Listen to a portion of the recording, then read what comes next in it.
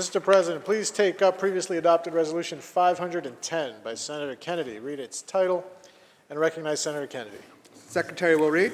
Senate Resolution 510 by Senator Kennedy, memorializing Governor Kathy Hochul to proclaim March 2023 as Bleeding Disorders Awareness Month in the state of New York. Senator Kennedy on the resolution. Thank you very much, Mr. President. Today I rise to recognize March 2023 as Bleeding Disorders Awareness Month in New York State.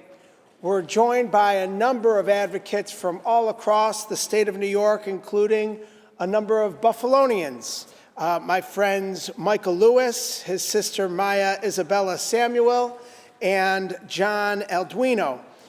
They're among a number of other folks who are here to spread the word and advocate on behalf of so many individuals who suffer from bleeding disorders here in New York, affecting more than 1 in 100 people across this great state, including a wide variety of disorders, genetic conditions, hemophilia, von Willebrand's disease, sickle cell anemia, platelet disorders, just to name a few.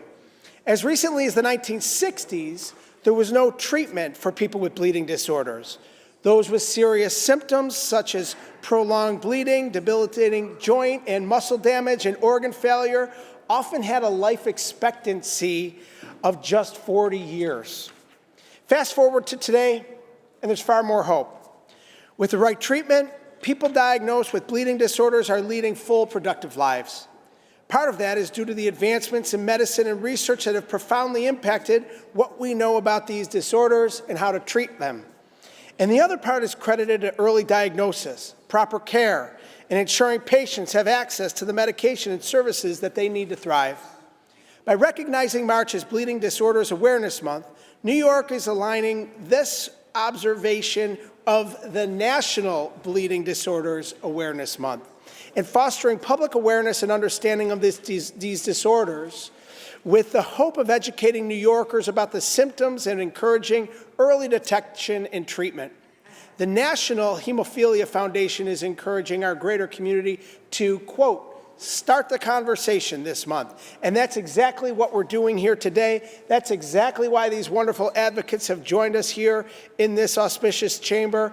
And I encourage my colleagues here today to join me in bringing attention to these disorders with the hope that we can provide resources and start the conversation, Mr. President, that could potentially save lives. With that, I vote aye. Thank you, Senator Kennedy. To our guests, I welcome you on behalf of the Senate. We extend to you the privileges and courtesies of this House. Please rise and be recognized.